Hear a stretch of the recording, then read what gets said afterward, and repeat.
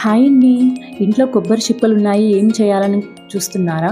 ఇలా ఒక్కసారి కొబ్బరి లడ్డు ట్రై చేశారంటే మళ్ళీ మళ్ళీ కొబ్బరికాయలు తెచ్చి మరీ చేసుకుంటారు. స్టవ్ మీద బాండి పెట్టి కొంచెం నెయ్యి వేసి దాంట్లో డ్రై ఫ్రూట్స్ వేసి కొంచెం ఫ్రై చేసి తీసుకోవాలి.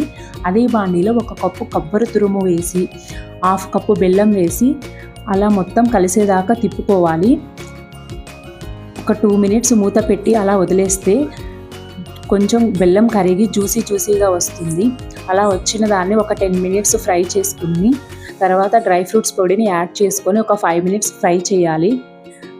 అలా ఫ్రై చేసి స్టవ్ ఆఫ్ చేసి కొంచెం చల్లారనిచ్చి ఉండలనేది చుట్టుకోవాలి. అంతే, ఎంతో టేస్టీగా ఉండే కొబ్బరి లడ్డూలు అయితే రెడీ అయిపోయాయి. మా పాప అయితే చాలా ఇష్టంగా తింది. నా వీడియో కనుక నచ్చితే లైక్ అండ్ సబ్స్క్రైబ్ చేయండి. మీరు కూడా ట్రై చేసి ఎలా వచ్చాయో కామెంట్ బాక్స్లో కామెంట్ చేయండి.